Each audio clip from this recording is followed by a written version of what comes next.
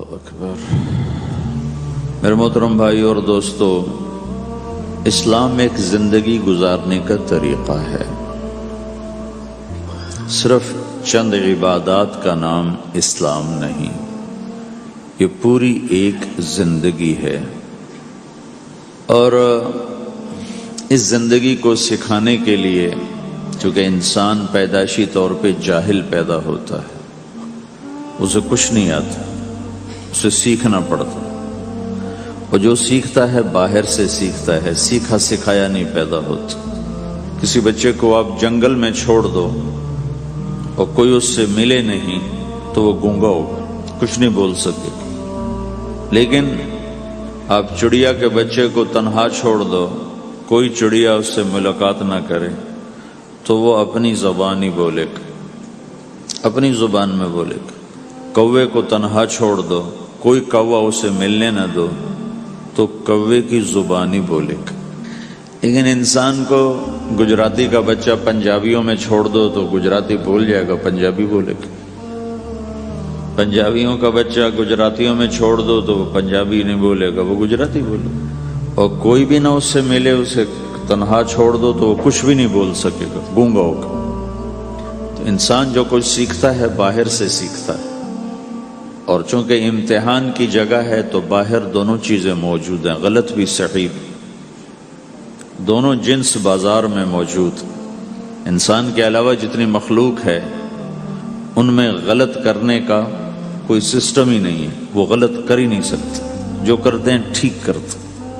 انسان کے اندر دونوں سسٹم ہیں، فَأَلْهَمَهَا فُجُورَهَا وَتَقْوَاهَا، یہ دونوں نظام لے کے چلتا ہے۔ اسلام کو سیکھنا پڑتا ہے، اور اسلام کے لیے جو سب سے بڑا سرمایہ ہے، جیسے آپ بازار میں جاتے ہو، دکان کھولتے ہو، پھیری لگاتے ہو، تو اس کے لیے پیسہ چاہیے، ڈالر چاہیے۔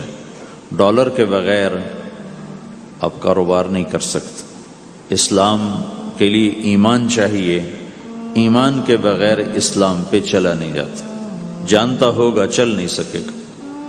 ایمان وہ طاقت ہے، وہ سرمایہ ہے، وہ کیپٹل ہے جس سے کوئی مرد عورت وہ دین پہ چل سکتا ہے۔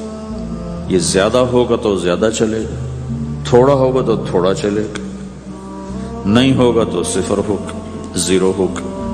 تبلیغ کا جو یہ کام اللہ تعالیٰ نے ہمیں دیا ہے، یہ ایمان کو سیکھنے کی اور اس کو آگے پہنچانے اور پھیلانے کی محنت ہے۔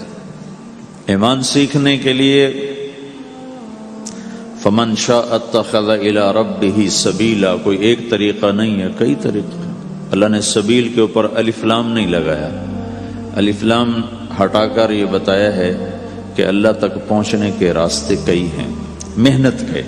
راستہ تو ایک ہے اسلام، اس پر آنے کی جو محنت ہے اس کے راستے مختلف ہیں۔ ہاں، آگے پہنچانے کے لیے تبلیغ کے سوا اور کوئی راستہ کوئی نہیں۔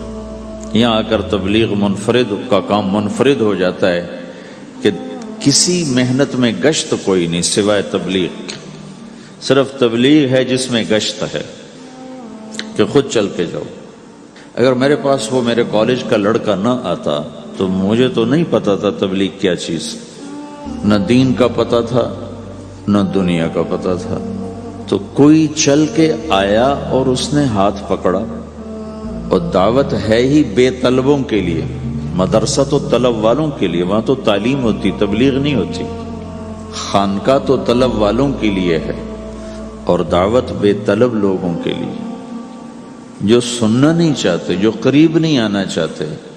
اور ایسا طبقہ کروڑوں اربوں کی تعداد میں موجود، انہیں دین پر لانے کے لیے یا دین کی بات ان کے کان میں ڈالنے کے لیے سوائے گشت کے اور کوئی عمل کوئی نہیں۔